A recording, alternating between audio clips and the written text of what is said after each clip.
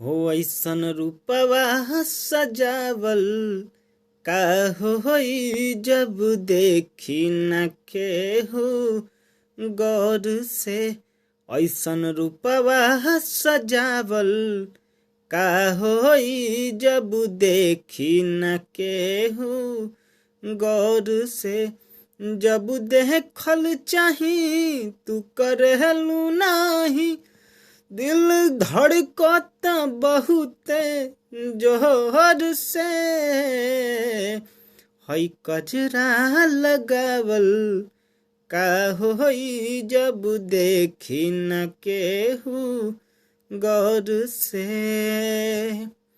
ओ फेर लेला केस जब चेहरा पे आके, छुप जाला चांद लागे बदरी में जाके। छुप जाला चांद लागे बदरी में जाके। ताक दो हमारी और जनी कर इग्नोर, दिल धड़कता बहुते जोर से।